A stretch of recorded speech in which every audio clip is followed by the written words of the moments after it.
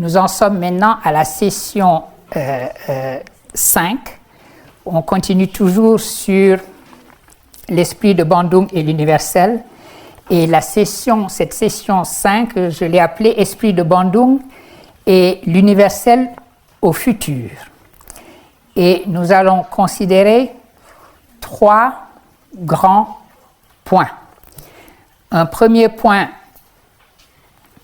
qui s'intitule « Au bout du particularisme, l'aurore de l'universel ». Au bout du particularisme, l'aurore de l'universel. Et ceux d'entre vous qui avaient reçu les textes que je vous ai envoyés et qui les avaient surtout lus, vous savez que c'est une citation d'Orphée Noire de Jean-Paul Sartre. Donc, dans un premier temps, nous allons discuter un vieux texte de Jean-Paul Sartre, dans l'esprit précisément qu'on a appelé esprit de Bandung. 5 textes de Jean-Paul Sartre, 5 extraits de Orphée Noire que je vous propose de discuter ensemble sous ce titre général « Au bout du particularisme, l'aurore de l'universel ». Deuxième moment où nous allons lire cette fois-ci la fameuse lettre à Maurice Thorez d'Aimé Césaire, sous l'intitulé suivant « Pour un universel riche de tout le particulier ». Souvent, ceux qui connaissent cette fameuse phrase d'Aimé Césaire, on la lira ensemble, il dit à la fin de sa lettre à Maurice Thorez que ce qu'il veut, ce n'est pas un universel émacié, mais un universel riche de tout le particulier. Souvent, ceux qui se souviennent de cette citation font l'erreur de dire un universel riche de tous les particuliers. Or, il est important de noter ici le singulier. Dire un universel riche de tout le particulier, c'est établir une certaine relation du particulier à l'universel. Tandis que dire l'universel riche de tous les particuliers, c'est comme s'il fallait une sorte de juxtaposition de particularisme pour aller vers l'universel, ce qui est totalement miraculeux. Ce n'est pas en accumulant des particuliers que vous allez fabriquer de l'universel. Il est donc... Alors, pour un universel riche de tout le particulier et non riche de tous les particuliers. Troisième grande question, alors là c'est la lettre à Maurice Thorez que nous allons lire ensemble et discuter. Et troisième grand point, le fraternalisme, qui est un mot créé par Aimé Césaire dans la lettre à Maurice Thorez, le sororisme et la question de l'universel. Là, je voudrais que nous lisions ensemble 2 extraits, un tiré du livre de Françoise Vergès, Un féminisme décolonial, et un autre tiré du livre traduit de l'anglais de Patricia Hill Collins, La pensée féministe noire. Le lien avec la lettre à Maurice Thorez étant précisément que Françoise Vergès applique, si je puis dire, mais nous verrons cela, la notion de fraternalisme et la critique du fraternalisme par Césaire à ce qu'elle veut dire de la pensée féministe décoloniale. Voilà les 3 grands moments donc, que je vous propose de discuter. D'abord, un mot avant le premier texte pour les circonstances dans lesquelles Sartre écrit Orphée Noire. Orphée Noire est une préface. C'est la préface que Sartre écrit en 1948 à une anthologie de poésie réunie par Léopold Sédar Senghor. Nous sommes en 1948, au sortir de la guerre. Le mouvement qui est né au milieu des années 30 et qui s'est donné à lui-même le nom de négritude, un nom provocateur, qui, on le sait, a consisté à prendre le mot nègre et à lui ajouter la désinence qui en fait un substantif. Après avoir hésité entre négrité et négritude, Césaire a décidé, fort heureusement, de dire négritude. Négritude, comme dira Sartre, est déjà suffisamment laid comme ça. S'il avait fallu prononcer à la place négrité, ça aurait été encore pire. Donc, ce mouvement qui est né au milieu des années 30, est pour l'essentiel, à ce moment-là, un mouvement poétique. Senghor écrit pendant la guerre Noir, Césaire publie, pendant qu'il est ici à l'École normale supérieure, son cahier d'un retour au pays natal. Damas a publié Pigments. D'autres auteurs qui vont se retrouver dans l'anthologie ont également produit de la poésie. Et Senghor réunit tout cela en une anthologie au sortir de la guerre. Et c'est Alioune Diop, le fondateur de la maison Présence africaine, d'abord la revue, puis la maison d'édition, et maintenant la librairie aussi. C'est donc Alioune Diop qui connaît le tout Paris, qui va proposer cette anthologie à Sartre en lui demandant d'en écrire la préface. Vous savez qu'avec Sartre, demander une préface, c'est une chose extrêmement dangereuse parce que vous n'êtes pas sûr de l'avoir immédiatement. Peut-être qu'il va falloir attendre des années et puis ensuite recevoir, au lieu d'une préface de quelques pages qui dirait simplement « lisez ce livre, toute affaire cessante », la préface va en fait être un gros pavé.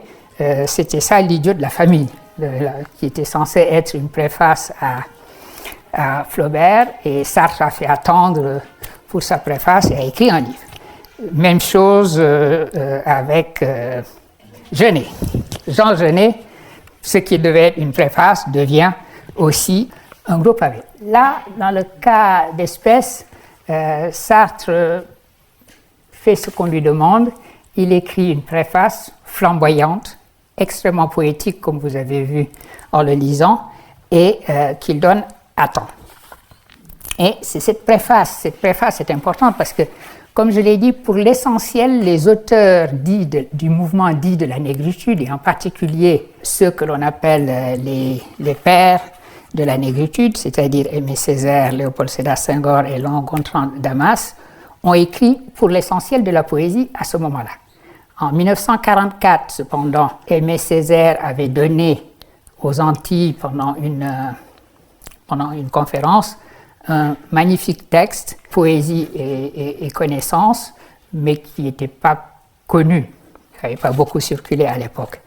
Senghor avait écrit également, avant la guerre, son premier essai, Ce que l'homme noir apporte, mais bref, il n'y avait pas véritablement des textes théoriques écrits par les auteurs associés à ce mouvement de la négritude.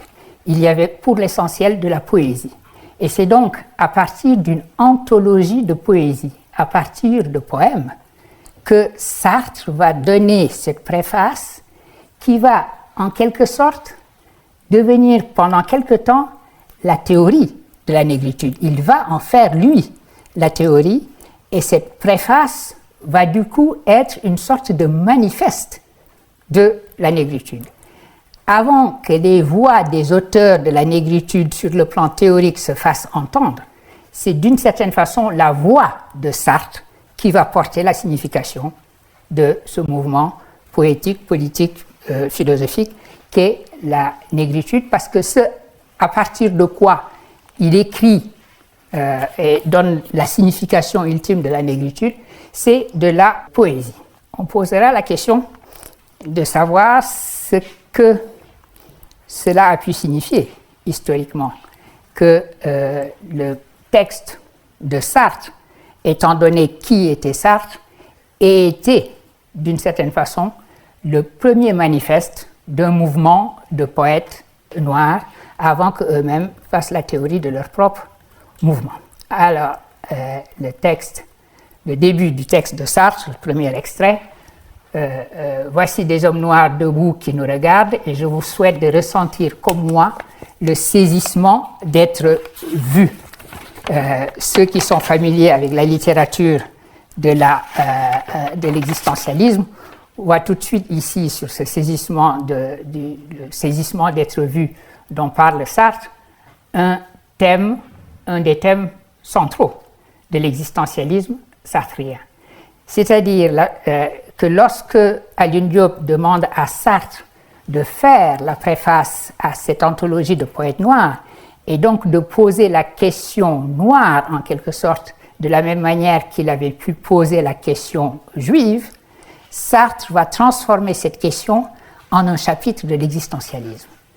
Ce que je voudrais dire à propos d'Orphée Noir, c'est que la négritude devient en quelque sorte un chapitre de l'existentialisme sartrien, précisément parce que la préface en question a été demandée à Sartre. Et ce thème déjà existentialiste par excellence, du regard qui fige, du regard qui chosifie, ou du regard qui néantise, pour reprendre le lexique sartrien, on le voit jouer ici et jouer pleinement parce que précisément le fait d'être noir est une certaine manière d'être hyper visible, si je puis dire.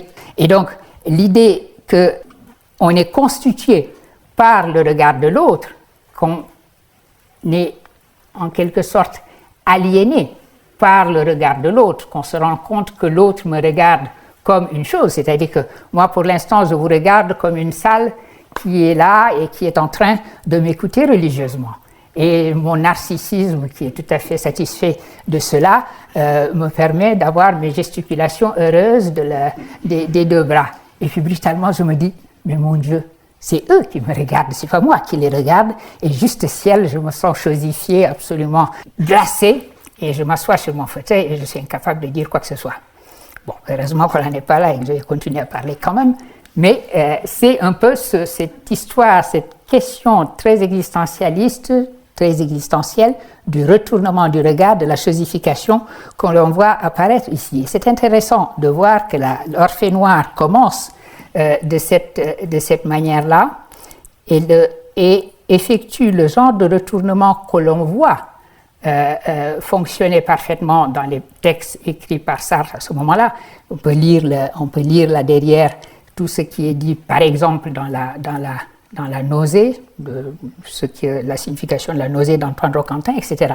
Bref, Sartre est tout à son affaire existentialiste lorsqu'il écrit cette préface pour l'anthologie senghorienne. Ceci est un point important. Deuxième aspect important de ce premier texte, qui est alors, le blanc a joui 3000 ans du privilège de voir sans qu'on le voie. Il était regard pur, etc. Je ne sais pas très bien à quoi 3000 ans correspondent. Si vous avez des lumières sur 3000 ans, disons que c'est depuis toujours, depuis toute une éternité. Bref, cette manière que Sartre a de jouer sur le blanc et le noir, sur le regard, encore une fois, c'est la thématique existentialiste habituelle. L'être est noir, qui commence le second paragraphe. L'être est de feu, nous sommes accidentels et lointains, nous avons à nous justifier de nos mœurs, de nos techniques, de notre pâleur de mal cuit et de notre végétation vert de gris. Par ces regards tranquilles et corrosifs, nous sommes rongés jusqu'aux os. Là, ce jeu de retournement sur la couleur et l'idée que l'être de blanc qu'il était est devenu noir, c'est une démarche qu'on pourrait dire facile, mais qui est l'expression même de ce retournement. Faire du blanc et du noir quelque chose de cosmique, une espèce de grand partage où l'être sera ou blanc, jusqu'ici l'être était blanc, et voici que ces poètes nous disent que l'être est noir. Renversement total sur lequel Sartre ouvre cette fameuse préface et où il cite, ici c'est la première citation qu'il donne de poème, « Écoutez le monde blanc, horriblement las de son effort immense, ses articulations rebelles craquées sous les étoiles dures, ses raideurs d'acier bleu transperçant la chair mystique, écoute ses victoires proditoires, trompeter ses défaites, écoute aux alibis grandioses son piètre trébuchement, pitié pour nos vainqueurs, omniscients et naïfs. » Même c'est du Césaire, absolument, c'est lui qui écrit avec son ton absolument inimitable et son habitude de vous renvoyer toujours vers le dictionnaire chaque fois qu'il écrit de la poésie. Donc, tac, j'imagine que vous êtes allé chercher proditoire, non? Si? Et vous avez trouvé, non? Proditoire. Il paraît que lorsque Césaire a été mis au programme de l'agrégation et qu'ensuite on l'a très vite retiré, c'était parce qu'on le trouvait trop difficile et on trouvait qu'il fallait trop regarder le dictionnaire chaque fois qu'on lisait sa poésie. Enfin bon, ça c'était l'explication qui était donnée. Pourquoi ne pas lire le dictionnaire? Je crois que la véritable explication n'était probablement pas celle-là. Alors, proditoire, qui respire la trahison. Victoire proditoire qui doit tout, une victoire qui doit tout à la trahison. Bref, au-delà de cela, ce renversement qui est fait pour ce qui nous intéresse sur la question de l'universel, cette manière de jouer avec la relativisation, cette manière de jouer avec le changement de perspective, cette manière de renverser le regard, qui est une manière, encore une fois, tout à fait existentialiste, nous dit une chose sur ce que signifie, par exemple, une provincialisation de l'Europe. On a l'habitude d'associer l'idée de provincialisation à Dipesh Chakrabarty. Mais d'une certaine manière, le texte de Sartre est d'abord et avant tout cette fameuse provincialisation de l'Europe. D'ailleurs, il a une expression, je ne vous l'ai pas mise dans les extraits que j'ai sélectionnés ici, mais vous l'avez probablement lu, lorsqu'il dit à la page 10 de Orphée Noire, « L'Europe n'est plus qu'un accident géographique, la presqu'île que l'Asie pousse jusqu'à l'Atlantique. » Cette manière de décentrer l'Europe, déjà sur le plan géographique, en disant, mais après tout, qu'est-ce que c'est que l'Europe? Si vous regardez la carte, c'est simplement cette presqu'île que l'Asie pousse, dit-il, qu'à l'Atlantique. Cette provincialisation géographique, qui reproduit la provincialisation théorique, philosophique qu'il effectue dans ce retournement du regard, et qui est une remise en cause de ce qui est un point de vue privilégié simplement parce qu'il ne se sait pas point de vue. Il découvre, c'est un texte qui découvre à l'Europe que son point de vue est justement simplement cela, un point de vue, un point de perspective, et par définition, un point de perspective s'inscrit toujours dans le pluriel de points de vue de perspective possible.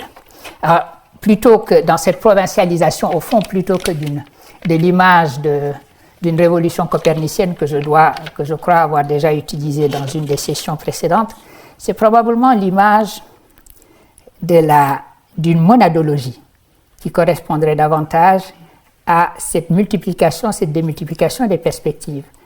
La monadologie, si on prend le modèle de la monadologie leibnizienne, par exemple, elle nous parle davantage de ce pluriel des perspectives sur une seule et même réalité, parce que, comme vous le savez, pour beaucoup d'entre vous, les monades expriment la totalité du monde, mais de leur propre point de vue, la même totalité, mais de leur propre point de vue.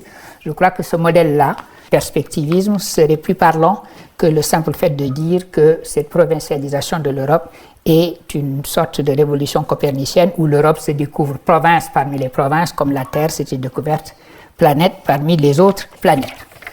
Voilà pour ce premier texte, les réflexions que je voulais partager avec vous avant la discussion que nous allons en avoir. Alors, point important pour la manière dont Orphée Noire pose la question de l'universel, ce texte 2, où Sartre dit la chose suivante: « Je voudrais montrer par quelle voie on trouve accès dans ce monde de G, et que cette poésie qui paraît d'abord raciale est finalement un chant de tous et pour tous. En un mot, je m'adresse ici aux Blancs et je voudrais leur expliquer ce que les Noirs savent déjà. Pourquoi c'est nécessairement à travers une expérience poétique que le Noir, dans sa situation présente, doit d'abord prendre conscience de lui-même, et inversement, pourquoi la poésie noire de langue française est de nos jours la seule grande poésie révolutionnaire. » Ça, les lecteurs surréalistes de Sartre n'ont pas dû aimer. Si le prolétariat blanc use rarement de la langue poétique pour parler de ses souffrances, de ses colères ou de la fierté qu'il a de soi, ce n'est pas un hasard. Et je ne crois pas non plus que les travailleurs soient moins doués que nos fils de famille. Le don, cette grâce efficace, perd toute signification quand on prétend décider s'il est plus répandu dans une classe que dans une autre classe. Ce n'est pas non plus que la dureté du travail leur ôte la force de chanter. Les esclaves trimaient plus dur encore, et nous connaissons des chants d'esclaves. Il faut donc le reconnaître, ce sont les circonstances actuelles de la lutte des classes qui détournent l'ouvrier de s'exprimer poétiquement. Opprimé par la technique, il se veut technicien, parce qu'il sait que la technique sera l'instrument de sa libération. S'il doit pouvoir un jour contrôler la gestion des entreprises, il sait qu'il y parviendra seulement par un savoir professionnel, économique et scientifique. Il a de ce que les poètes ont nommé la nature, une connaissance profonde et pratique, mais qui lui vient plus par les mains que par les yeux.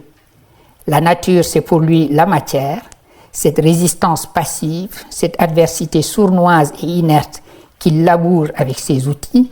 La matière ne chante pas. Eh bien, c'est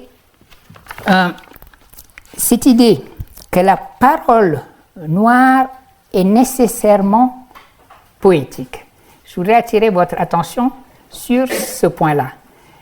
Parce que, on le verra d'ailleurs, ce point sera repris plus tard lorsque Sartre évoquera l'hypothèse, qui est plus qu'une hypothèse quand il l'écrit d'ailleurs, que le langage noir, si une telle chose existe, est peut-être bien synthétique par rapport à la langue française qui serait analytique. Mais ça, c'est une chose qu'on verra tout à l'heure en lisant le texte où cette expression apparaît.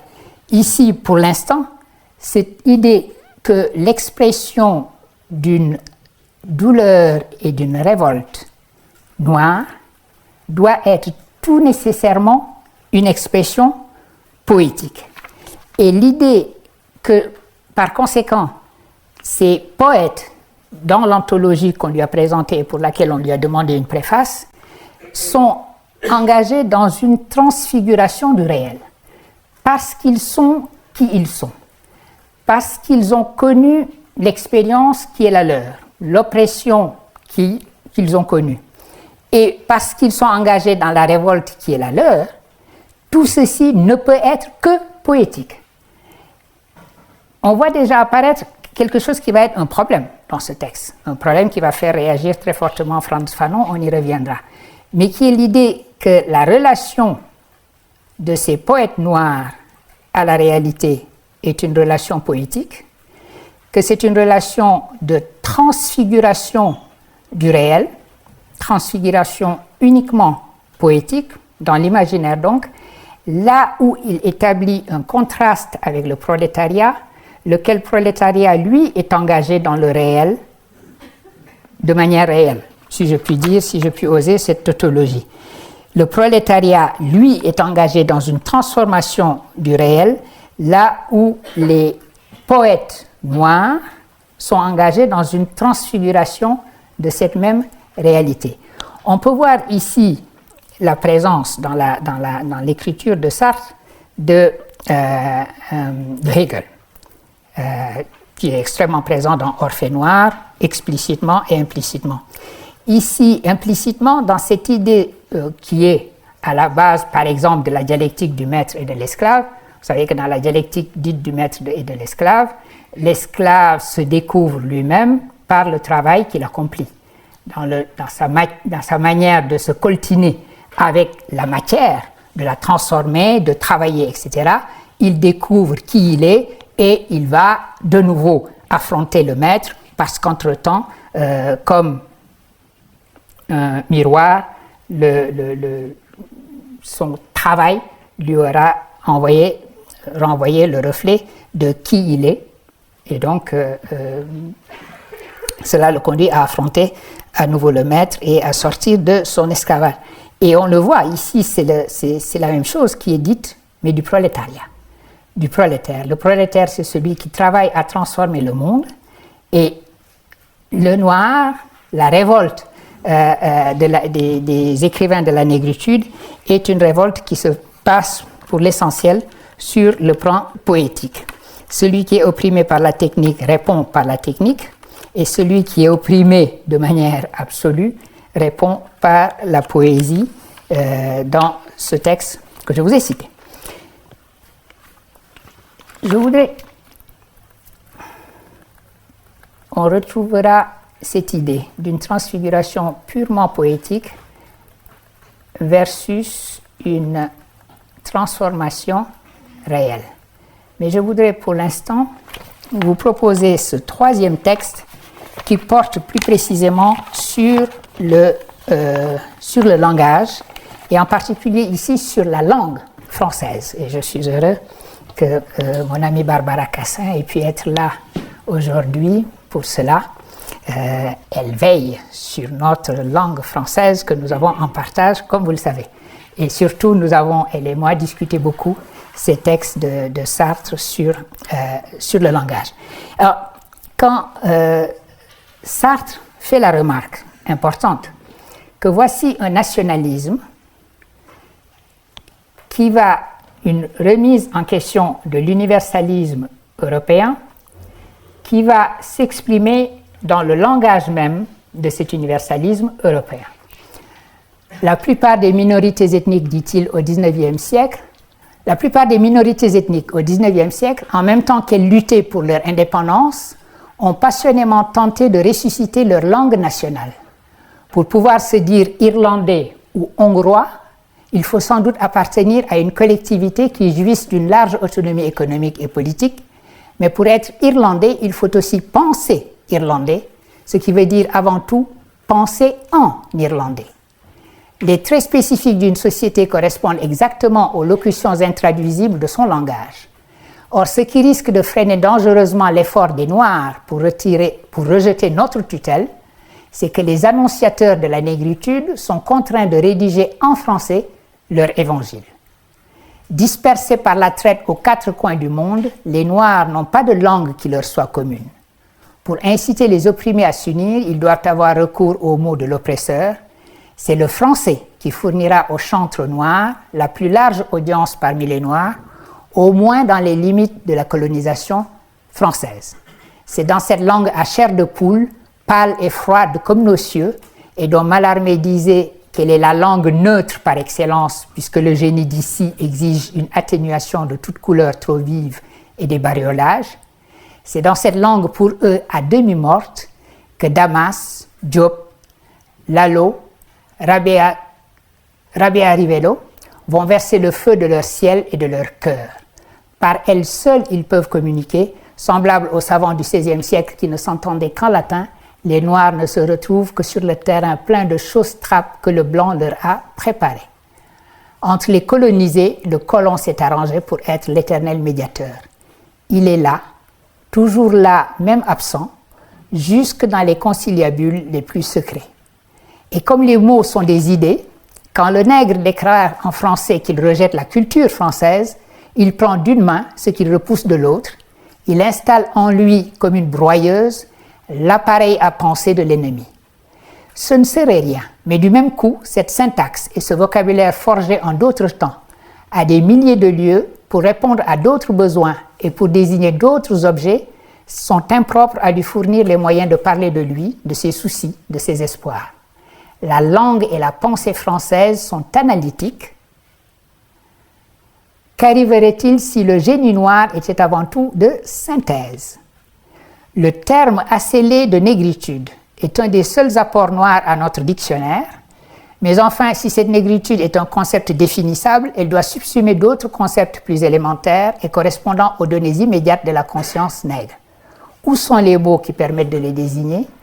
Comme on comprend la plainte du poète haïtien, ce cœur obsédant qui ne correspond pas à mon langage ou à mes costumes, et sur lequel mordent comme un crampon des sentiments d'emprunt et des coutumes d'Europe, sentez-vous cette souffrance et ce désespoir à nul autre égal, d'apprivoiser avec des mots de France ce cœur qui m'est venu du Sénégal. De Mallarmé au surréaliste, le but profond de la poésie française me paraît avoir été cette autodestruction du langage, et ça, on reviendra plus loin que ça. Mais pour l'instant, sur la question de l'universel et du langage, dans sa relation au langage, l'idée qu'un nationalisme, isomorphie qu'on aurait souhaité établir entre un nationalisme, un langage et peut-être un territoire. Ici, n'existe pas. Vous avez donc un nationalisme commun, une unité nationaliste sans langage commun. Un Irlandais, pour affirmer sa propre identité irlandaise, affirme sa langue contre l'anglais. Quelle langue affirmer contre le français si tous ces poètes, justement, s'entendent et réalisent leur unité à travers le français? L'idée qu'on n'en sort pas, que l'oppression est inscrite dans le langage lui-même, et que de ce point de vue, il y a une sorte de contradiction fondamentale à vouloir combattre l'oppression avec la langue de l'oppresseur. Ceci est un thème important à discuter, qui est discuté. Toute la question étant de savoir, et c'est ce que va dire Sartre par la suite, dans la suite du texte, lorsqu'il va expliquer qu'en définitive, ce français employé par les poètes de la négritude n'est plus véritablement le français. Ils auront, dit Sartre, défrancisé cette langue. Donc, ce que, de Mallarmé, dit-il, jusqu'au surréaliste, ce qui avait été la poursuite de la poésie française en général, c'est-à-dire, dit Sartre, l'autodestruction du langage, se réalisera chez ces poètes qui accompliront donc le geste de cette autodestruction, ce geste poétique de cette autodestruction. Donc maintenant, il donne contenu à ce que j'ai appelé tout à l'heure la transfiguration du langage.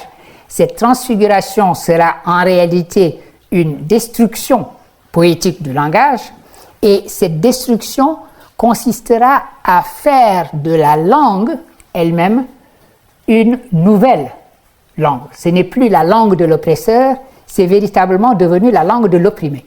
Alors, toute la question que vous pourrez poser, on pourra discuter de cela par la suite, c'est de savoir si ce tour, ce renversement est un renversement effectif.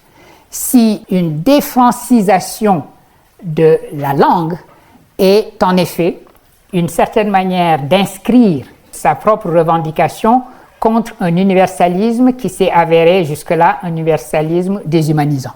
Inscrire sa propre humanité, c'est-à-dire sa propre identité, dans une langue, lors même que cette langue n'est pas la leur. Elle est la leur, tout en n'étant pas la leur. Cette question de la langue est donc ici importante. C'est seulement lorsqu'ils ont dégorgé leur blancheur qu'ils les adoptent, faisant de cette langue en ruine un super langage solennel et sacré, la poésie. Par la seule poésie, avec P majuscule, qui devient une sorte d'autre langue, les Noirs de Tananarive et de Cayenne, les Noirs de Port-au-Prince et de Saint-Louis peuvent communiquer entre eux sans témoin, etc., etc. Et dernière partie de ce texte, où précisément parce qu'ils se sont emparés de cette langue, ils révèlent aussi ce qu'on pourrait considérer comme une sorte d'impensé de cette langue, dans la mesure où ce couple cosmique noir-blanc joue également à l'intérieur de cette langue. Vous appropriez une langue où le mal est noir et le bien est blanc, cela ne va pas de soi, d'où le lien avec le renversement de l'être tout à l'heure dans le texte 1. Donc, voilà une présentation rapide de ce texte et les raisons pour lesquelles j'ai choisi cet extrait. Ce rivalorisme de Sartre, qui décide que le français est une langue analytique et que les poètes noirs, que le génie noir est peut-être bien synthétique. C'est une phrase très curieuse, parce que d'abord le génie noir est d'un essentialisme qu'on n'attendrait pas du pape de l'existentialisme, qui c'est que le génie noir lui-même dit que ces noirs sont venus des 4 coins du monde et ils partageraient un même génie qui serait un génie synthétique. D'où viendrait-il? Deuxièmement, la langue française est langue analytique. Ça, c'est le récit de soi convenu depuis Rivarol. L'idée que la manière dont on parle en français reproduit très exactement la manière dont l'analyse rationnelle est conduite dans notre pensée. Et que donc il y a cet isomorphisme parfait entre la pensée rationnelle et l'expression française est un aspect également très curieux de ce propos sartrien. Ça, c'est un point sur lequel on pourra discuter. J'attire, je voulais cependant préciser que cette idée d'un renversement qui ferait que la langue française devient la propriété de ceux qui se sont opposés au colonialisme français, c'est une question qui se pose encore aujourd'hui, qui est extrêmement actuelle. C'est un des thèmes de l'exposition qui va être celle de Villers-Cotterêts, et c'est la raison pour laquelle tout à l'heure je faisais un signe d'intelligence à Barbara Cassin, parce que vous savez qu'il va y avoir un musée de la langue française, et le musée de la langue française est censé appartenir à tout le monde francophone et pas seulement à la France. Le fait que l'universalisme de la langue française soit devenu aujourd'hui également une défense du pluralisme linguistique dans le monde est un aspect important de la discussion que nous avons autour de l'universel, en particulier à partir de ce texte de Sartre sur le fait que les auteurs noirs utilisent la langue de l'oppresseur, la langue, l'appareil à penser de l'ennemi, pour en faire non plus, pour la transformer de langue d'oppression qu'elle était en une langue d'émancipation. C'est un thème important ici. En tout cas, cette défrancisation est un point important. L'autre aspect, le caractère moral, ça aussi c'est intéressant parce que dire que la poésie, ces poètes découvrent à la langue française une sorte de racialisme qu'elle porterait sans s'en rendre compte. Dire que la vertu est blanche ou que blanc comme neige pour signifier l'innocence, à parler de la noirceur d'un regard, d'une âme, d'un forfait, etc. Ceci est un point linguistique intéressant, parce qu'en définitive, ce n'est pas que la langue elle-même soit racialiste. Quand on dit blanc comme neige ou innocent, pour dire innocent, il est blanc comme neige, ou pour dire qu'il est méchant, parler de la noirceur de l'âme de quelqu'un, ces termes ne deviennent des termes raciaux que si vous pensez en termes raciaux. C'est-à-dire que si je prends ma propre langue wolof, pour dire de quelqu'un qu'il est méchant, on dit qu'il a le ventre noir. Mais personne n'ira dire que les Noirs wolof qui parlent wolof sont en train d'associer leur propre négritude à la méchanceté. Cette langue utilise les catégories de noir et de blanc pour des gens qui ne se sont jamais pensés comme noirs. C'est d'abord ça qu'il faut bien réaliser. Ça veut dire que si je disais par exemple, oh, son âme est toute noire, et que vous vous offusquez de ce que j'utilise un terme comme noir, alors que je le suis moi-même pour caractériser l'âme méchante de quelqu'un d'autre, je n'aurais fait que traduire de ma langue wolof. Alors l'idée que la langue elle-même est porteuse de ces catégories raciales, c'est une projection. Nous projetons les catégories raciales sur la langue lorsque la langue parle de noir et de blanc selon ses propres termes. Mais enfin, c'était une parenthèse appelée par la fin du texte que je viens de vous présenter. Prochain extrait d'Orphée Noire. Un texte important pour une expression qu'elle contient et sur laquelle je voudrais aussi attirer votre attention, l'idée d'un racisme antiraciste. qui est une expression qui a été utilisée par Sartre et qui a été un problème pour les écrivains de la négritude après la préface de 1948. Le nègre, comme le travailleur blanc, est victime de la structure capitaliste de notre société. Cette situation lui dévoile son étroite solidarité par-delà les nuances de peau avec certaines classes d'Européens opprimés comme lui. Elle l'incite à projeter une société sans privilèges où la pigmentation de la peau sera tenue pour un simple accident.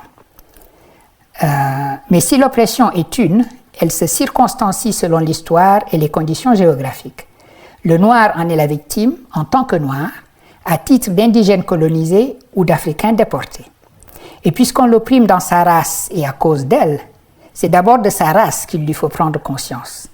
Ceux qui, durant des siècles, ont vainement tenté, parce qu'il était nègre, de le réduire à l'état de bête, il faut qu'il les oblige à le reconnaître pour un homme. Or, il n'est pas ici d'échappatoire, ni de tricherie, ni de passage de ligne qu'il puisse envisager. Un juif blanc parmi les blancs peut nier qu'il soit juif, se déclarer un homme parmi les hommes. Le nègre ne peut nier qu'il soit nègre, ni réclamer pour lui cette abstraite humanité incolore. Il est noir. Ainsi est-il acculé à l'authenticité. Insulté, asservi, il se redresse, il ramasse le mot nègre qu'on lui a jeté comme une pierre, il se revendique comme noir en face du blanc dans la fierté. L'unité finale qui rapprochera tous les opprimés dans le même combat doit être précédée aux colonies par ce que je nommerai le moment de la séparation ou de la négativité. Ce racisme antiraciste est le seul chemin qui puisse mener à l'abolition des différences de race. Comment pourrait-il en être autrement? Les Noirs peuvent-ils compter sur l'aide du prolétariat blanc, lointain, distrait par ses propres luttes, avant qu'ils se soient unis et organisés sur leur sol? Et ne faut-il pas d'ailleurs tout un travail d'analyse pour apercevoir l'identité des intérêts profonds sous la différence manifeste des conditions? En dépit de lui-même, l'ouvrier blanc projette un peu de la colonisation. Si bas que soit son niveau de vie, sans elle, il serait plus bas encore. En tout cas, il est moins cyniquement exploité que le journalier de Dakar et de Saint-Louis. Et puis l'équipement technique et l'industrialisation des pays européens permettent de concevoir que des mesures de socialisation y soient immédiatement applicables. Vu du Sénégal ou du Congo, le socialisme apparaît surtout comme un beau rêve. Pour que les paysans noirs découvrent qu'il est l'aboutissement nécessaire de leurs revendications immédiates et locales, il faut d'abord qu'ils apprennent à formuler en commun ces revendications, donc qu'ils se pensent comme noirs. Ceci est un passage important de cette préface que Sartre a écrite et pose des problèmes très controversés, évidemment. L'idée de remettre en question l'universalisme de ce qu'il appelle ici une humanité incolore. L'impossibilité de cette humanité incolore dès lors qu'il y a une oppression d'une population à cause précisément de sa couleur. Premier point souligné dans ce texte. Deuxième point, la question de l'unité, la question de la solidarité et la question de la fraternité au-delà des races. Et ici en particulier, de l'unité avec le prolétariat. L'un des points qui me semble, qui apparaît ici comme un point central et un point de grande controverse et de discussion, qui demande réflexion en tout cas, c'est ce qui est dit sur le fait que précisément parce que l'oppression prend un tour raciste et racial, il y a une nécessité absolue d'un moment de la séparation et de la négativité. Et ce moment de la séparation et de la négativité est appelé par Sartre un racisme antiraciste. Ce serait presque, et il dit, c'est le seul chemin qui puisse mener à l'abolition des différences de race. Évidemment, ceci mérite discussion et questionnement. Ça semble être une justification philosophique si on se reporte en 1948, si nous regardons nos grandes discussions aujourd'hui, à l'heure actuelle, la discussion, par exemple, de réunions exclusives, de réunions qui seraient des réunions séparatistes de ce point de vue-là, en donnant à séparatisme la signification que lui donne ici Sartre. cette idée que la séparation est nécessaire comme moment de la négativité pour que le moment de la synthèse puisse s'effectuer. C'est le seul chemin, dit-il, qui puisse mener à l'abolition des différences de race. Et cette manière également d'interroger, de commencer à interroger un certain universalisme de gauche, pour qui la solidarité des opprimés va de soi, parce qu'elle est dans l'ordre universel des choses, est également mise en question ici.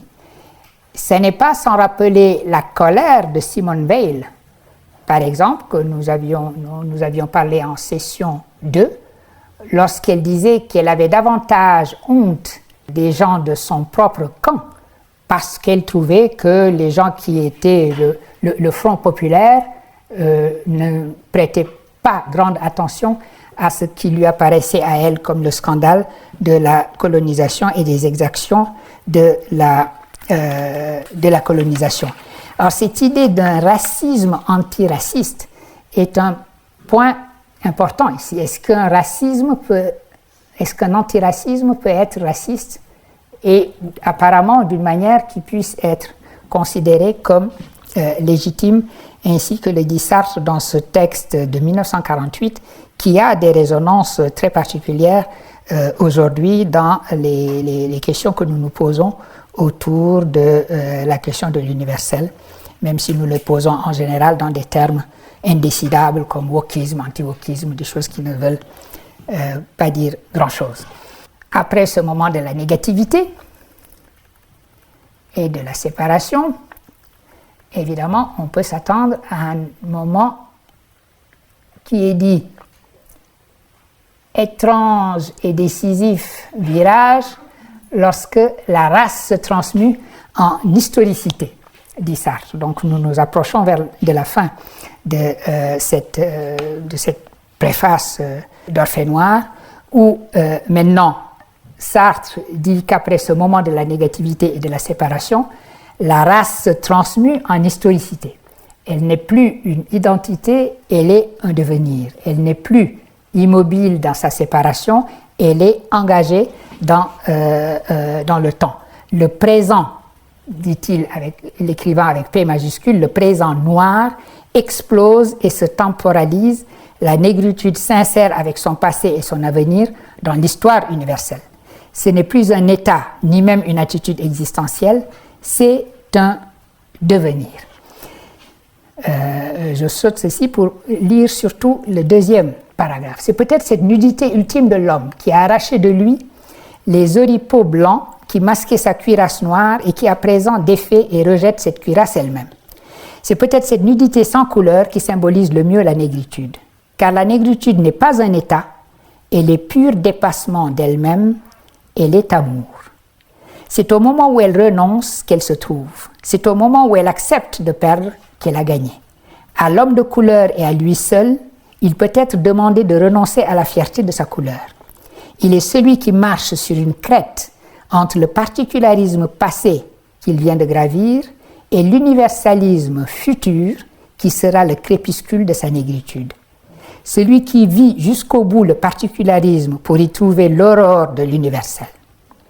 Et sans doute le travailleur blanc, lui aussi, prend conscience de sa classe pour la nier, puisqu'il veut l'avènement d'une société sans classe. Mais encore une fois, la définition de la classe est objective. Elle résume seulement les conditions de son aliénation. Tandis que le nègre, c'est au fond de son cœur qu'il trouve la race, et c'est son cœur qu'il doit arracher. Point central ici, celui qui va transformer ce que Sartre lui-même jusqu'ici a profondément essentialisé. Et encore une fois, j'attirais votre attention sur le paradoxe d'un penseur de l'existentialisme qui a essentialisé jusqu'ici la négritude, parlant de génie noir, avec parfois aussi, vous avez fait attention à ces passages-là, évidemment, dans le texte de Sartre, des stéréotypes sexuels, en parlant d'une sorte d'identité de dressement phallique, etc., etc. Et en même temps, maintenant, engageant, renversant complètement les choses et engageant ce dont il a fait une essence dans le devenir et dans le mouvement vers la révolution. On passe de l'affirmation de soi dans la séparation et dans ce moment de la négativité à un engagement dans le mouvement qui est le mouvement de la révolution. Et ceci est important. L'idée que la négritude, ce qui donne une place particulière aux Noirs dans une mission qui est une mission universelle de révolution et de mise et d'abolition de l'oppression, c'est une sorte de différence d'intensité dans l'oppression. Sa mission historique, parce qu'il a plus que tous les autres souffert de l'exploitation capitaliste, c'est le même ennemi capitalisme de toute façon, il a acquis plus que tous les autres le sens de la révolte et l'amour de la liberté. Et parce qu'il est le plus opprimé, c'est la libération de tout ce qu'il poursuit nécessairement lorsqu'il travaille à sa propre délivrance. Tout se passe comme si dans l'écriture sartrienne, il s'agissait de dire en écrivant la préface à ces poètes noirs, « Je vous ai compris ». Une phrase très gaulienne, « Je vous ai compris, voici pourquoi, en effet, votre anthologie où vous réinventez le langage, où vous dites la seule poésie révolutionnaire de notre temps était nécessaire, mais maintenant, il est temps d'engager ce mouvement également dans sa propre disparition au sein de la révolution avec R majuscule.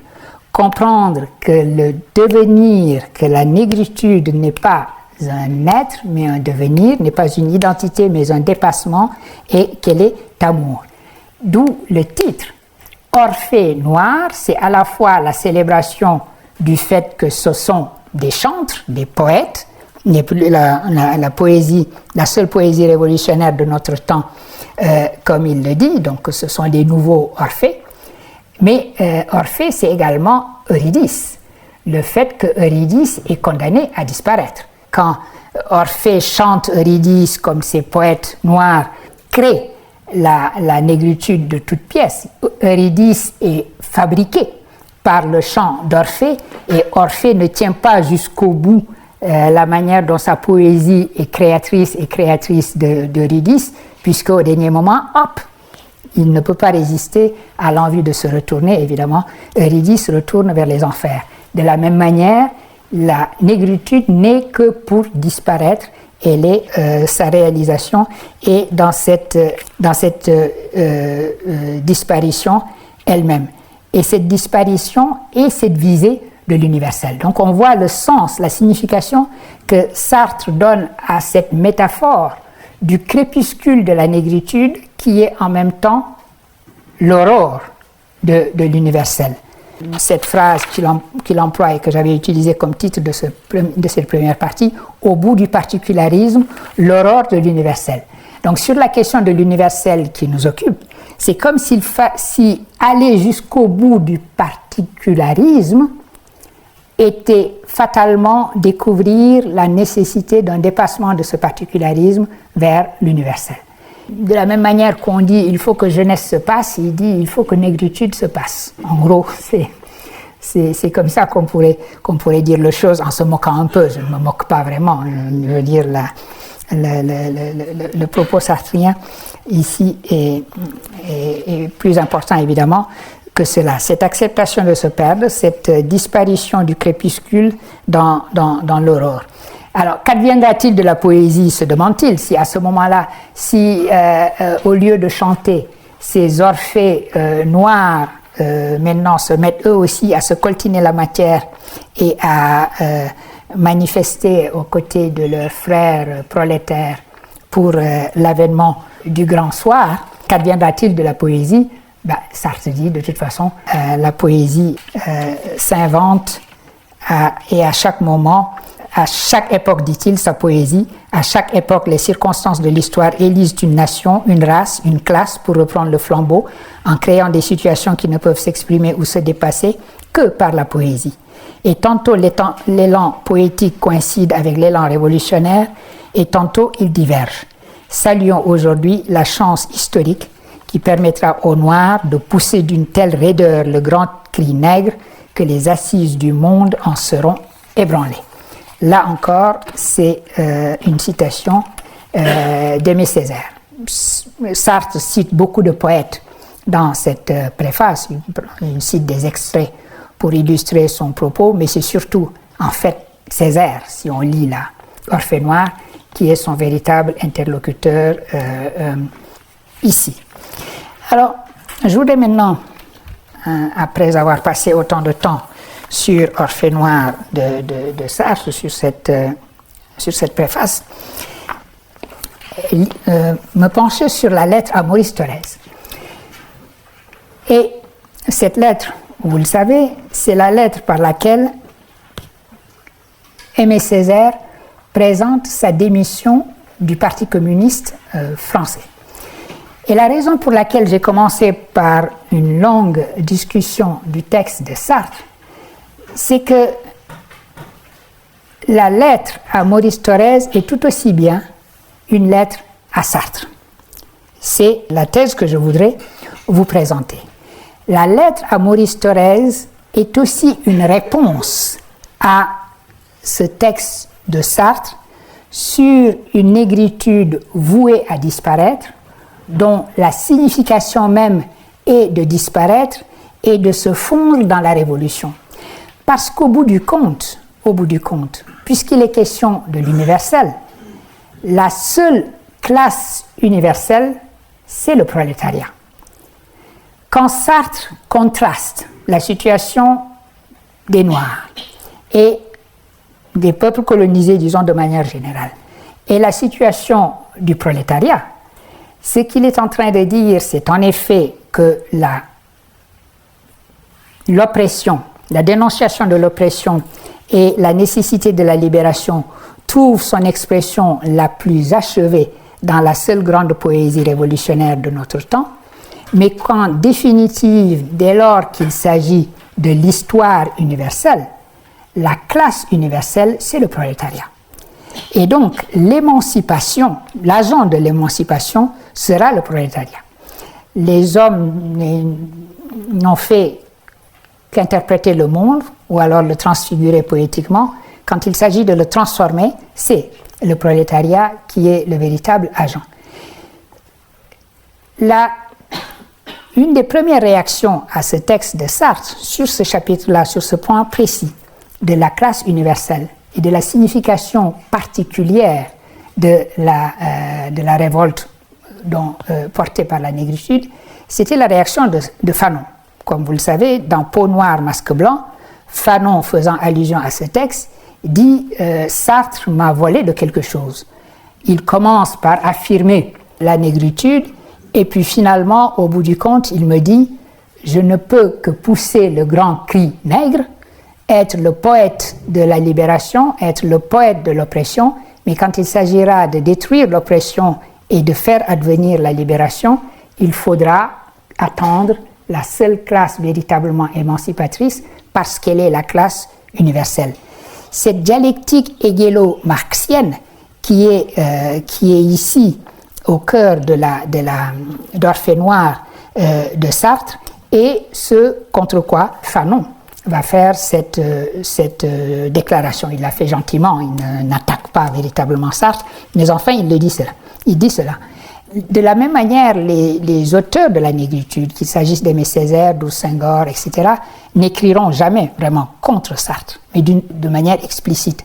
Mais d'une certaine manière, si on lit la lettre à Maurice Thorez, comme je vais essayer de le faire avec vous, on se rend bien compte qu'en définitive, sur le chapitre de l'universel, cette lettre à Maurice Thorez est tout aussi bien une lettre à Sartre et une critique de ce que Sartre dit dans cette préface qu'il a accordée.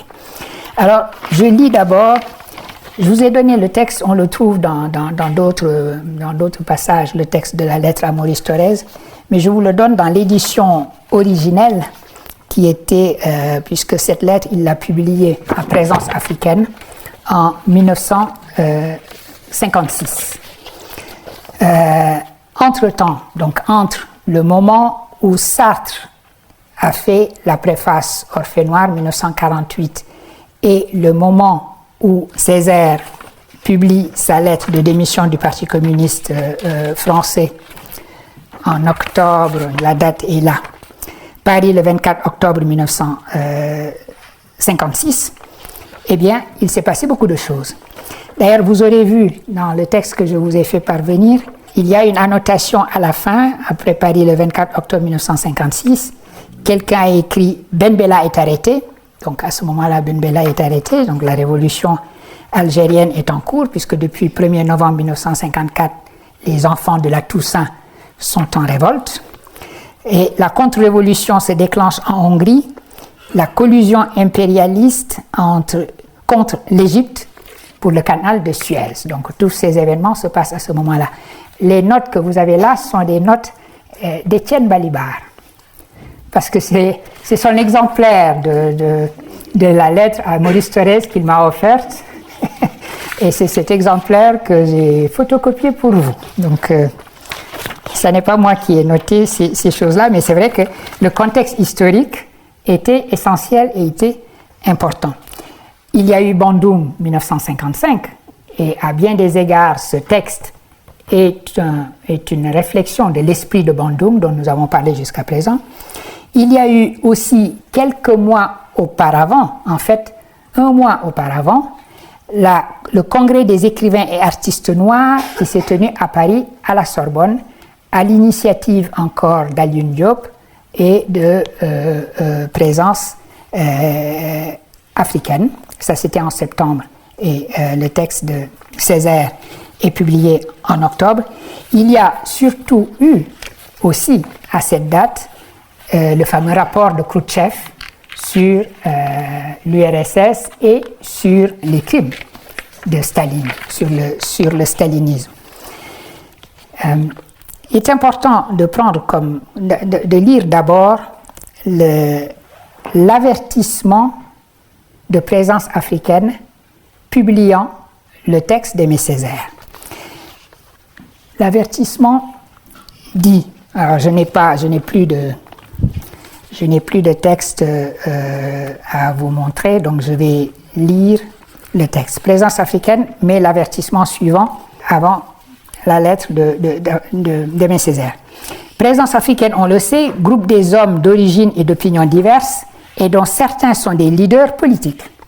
C'est dire que la démission d'Aimé Césaire est un acte politique qui n'engage que sa propre responsabilité d'homme politique.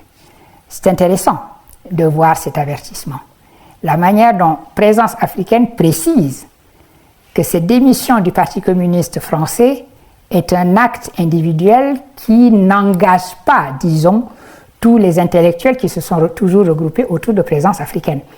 Parce que ça n'était pas une mince affaire en 1956 de démissionner du Parti communiste français et de donner ainsi l'impression de se couper de ce qui pouvait apparaître comme une solidarité naturelle de la gauche communiste avec le mouvement anticolonial.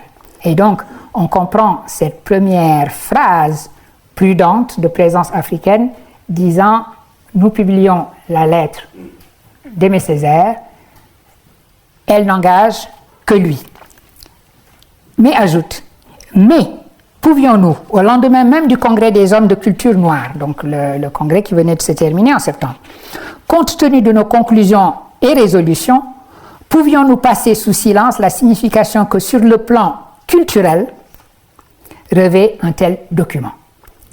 Placer ce document sur le plan culturel par opposition au plan politique.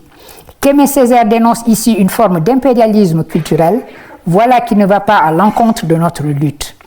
Qu'il revendique d'autre part la libération de l'initiative spirituelle, culturelle et partant politique des peuples noirs, cela rejoint merveilleusement le sens de l'action que depuis des années, Présence africaine n'a cessé de mener. On ne peut comprendre toute la portée de cet écrit de Césaire si l'on en restreint l'explication à celle d'une banale lutte entre factions communistes au sein de ce que l'on nomme l'Union française. C'était donc la forme qu'avait prise la colonisation française à cette époque-là, la forme d'une union. La décision de Césaire nous concerne tous, artistes, écrivains, théologiens, hommes de culture de toutes opinions. Il disqualifie l'Occident en tant que directeur des consciences et de l'histoire. Il revendique et affirme un changement radical dans les structures traditionnelles de la vie culturelle dans le monde, celui-ci par l'apport libre et positif des peuples nouveaux, doit révéler non pas seulement un visage nouveau, mais nécessairement plus de justice sociale, plus de lucidité, plus de vérité historique, plus de densité spirituelle et plus de solidarité parmi les hommes.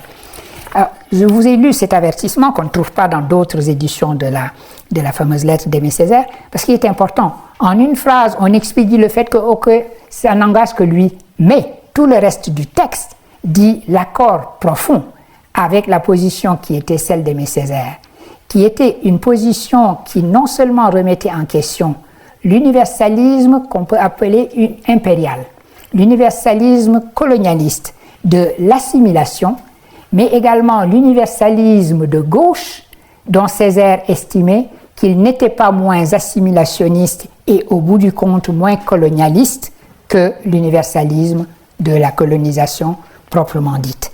Et ça va être tout le ton de sa lettre. D'abord, évidemment, puisque 1956, je vous ai dit, cela fait suite au rapport de Khrouchtchev, une sorte de commentaire du rapport de Khrouchtchev, disant « Nous découvrons toutes ces horreurs qui se sont produites sous le stalinisme. Nous découvrons en particulier la manière dont la Yougoslavie, et c'était important à l'époque parce que de préciser la Yougoslavie, la manière dont la Yougoslavie a été traitée par le bloc soviétique, le monde de l'Est, et parce que la Yougoslavie représentait à ce moment-là, pour des intellectuels comme Césaire ou comme Senghor, à la suite de la conférence de Bandung, l'esprit d'un non-alignement qui ne voulait ni de l'universalisme capitaliste, disons, ni de l'universalisme à la soviétique, mais qui cherchait une troisième voie.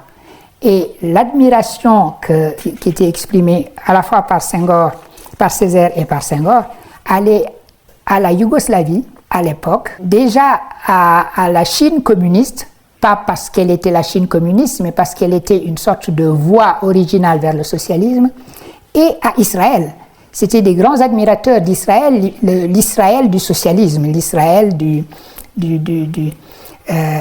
l'utopie des kibbutz, qui n'a peut-être pas grand-chose à voir avec un Israël aujourd'hui, mais enfin, ce n'est pas le propos. Et donc, sur ce plan-là, l'idée de la recherche d'un universel autre qui s'exprime dans la lettre à Maurice Thorez avait l'adhésion de l'équipe de présence africaine dans son ensemble, bien qu'ils aient préféré, évidemment, dire que c'était une affaire individuelle. Structure générale du texte, je me rends compte que si je veux nous laisser du temps pour discuter, allez, je parle encore 5 minutes et je nous laisse du temps pour discuter. Ne vous inquiétez pas, on finira ce que nous n'avons pas fini ici la dernière fois, mais évidemment, ces textes ont soulevé tellement de questions que vous avez envie d'en dire quelque chose. Alors, second passage important. Césaire commence par dire tous les griefs qui pouvaient être les griefs des intellectuels en général en 1956 à la suite du rapport Khrouchtchev et ajoute « Mais quelque grave que soit ce grief, est à lui seul très suffisant, car faillite d'un idéal et illustration pathétique de l'échec de toute une génération, je veux ajouter un certain nombre de considérations se rapportant à ma qualité d'homme de couleur. » Et c'est à ce point de sa lettre que Césaire va recentrer la discussion avec le Parti communiste français et son alignement sur l'URSS, quoi qu'il arrive, qu'il va recentrer cela sur ce qu'il appelle ma qualité d'homme de couleur.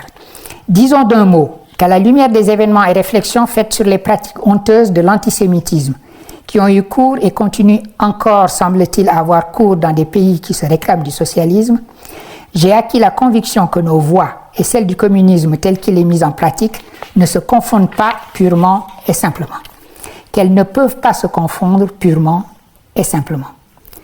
Un fait à mes yeux capital est celui-ci, que nous, hommes de couleur, en ce moment précis de l'évolution historique, avons dans notre conscience pris possession de tout le champ de notre singularité et que nous sommes prêts à assumer sur tous les plans et dans tous les domaines les responsabilités qui découlent de cette prise de conscience.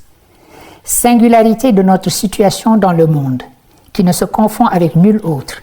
Singularité de nos problèmes qui ne se ramène à nul autre problème.